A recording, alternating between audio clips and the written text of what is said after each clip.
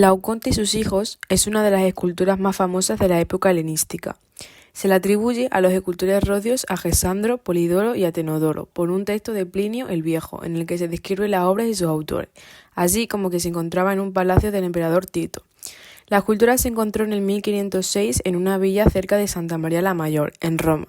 Sin embargo, su origen es un misterio. Existen muchas teorías sobre ello. En un principio se creía que la escultura se había realizado en el siglo I a.C. Posteriormente, otros críticos la sitúan en el siglo II a.C. Aunque la teoría más extendida es que la obra fue realizada en el siglo I después de Cristo, actualmente se han desarrollado una teoría tanto heterodoxa que defiende que fue esculpida por Miguel Ángel Buonarroti. La obra representa el momento en el que Laocoonte y sus hijos son asesinados por dos serpientes. El mito más extendido explica que Laocoonte era uno de los sacerdotes de Apolo en Troya. Cuando los griegos ofrecieron el famoso caballo de Troya a los troyanos, Laocoonte fue el único que se opuso a dejar entrar el caballo a la ciudad, diciendo su famosa frase: "Desconfío de los griegos incluso cuando traen regalos".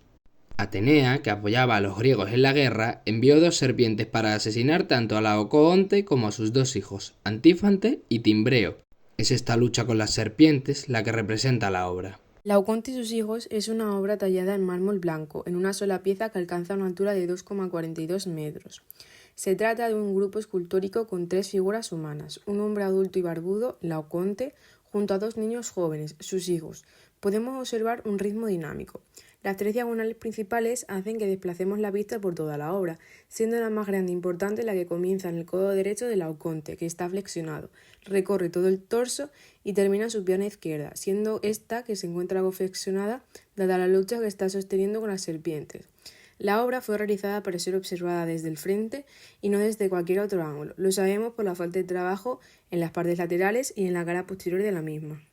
Por otro lado, destaca la composición que forman las cabezas de las figuras, ya que podemos trazar un triángulo entre estas tanto desde la vista frontal como desde prácticamente cualquier otro ángulo, generando cierta armonía entre estas. Se puede trazar otro triángulo en el que se inscribe el cuerpo de Laocoonte y las piernas de sus hijos, siendo el vértice de dicho triángulo la cabeza de Laocoonte y quedando fuera del mismo los torsos de sus hijos y sus cabezas. Este triángulo es la representación de la composición de la obra, ya que la diagonal principal que mencionamos antes lo divide en dos partes, y las dos diagonales menores están también en el triángulo, generándose así una gran armonía entre las figuras. El pedestal sobre el que se apoya Laocoonte funciona como nexo entre este y el suelo, y como elemento de unión y homogeneidad de la obra en su conjunto. Esta obra fue una de las primeras en ser analizada desde el punto de vista estético. Fue Johann Joachim Winckelmann el primero en analizarla, poniendo de manifiesto su importancia dentro del arte griego. El gran dinamismo presente en la obra hace que ésta sea muy expresiva. Los cuerpos de Laoconte y sus hijos, retorcidos y en tensión, buscan representar el dolor que sufren al ser estrangulados y mordidos por las serpientes. En general, la obra tiende hacia lo dionisíaco, dado el escabroso episodio que están viviendo las figuras, así como el tormento por el que están pasando y el sufrimiento casi visceral que están sufriendo. Por supuesto, también presenta rasgos apolíneos en la belleza de los cuerpos de las culturas griegas y las proporciones de estos, además de la anatomía prácticamente perfecta de articulaciones y músculos. Cabe mencionar que los cuerpos de los hijos de Laoconte no son cuerpos de niños anatómicamente hablando, sino cuerpos de adultos reducidos a un tamaño menor para asemejar a los infantiles.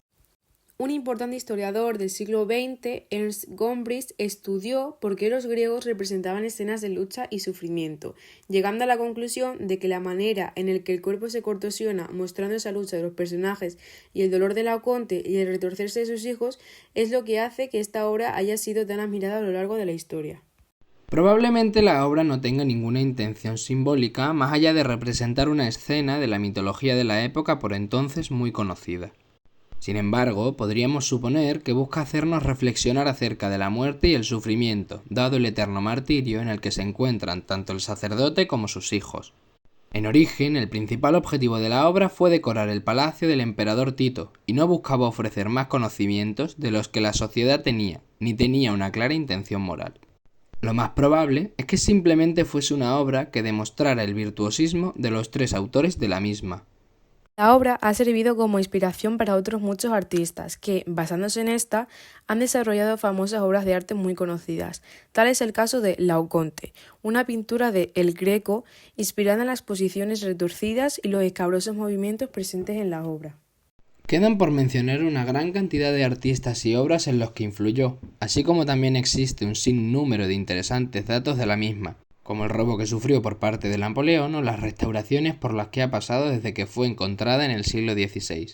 En la descripción podréis encontrar varios vídeos y enlaces a numerosos análisis.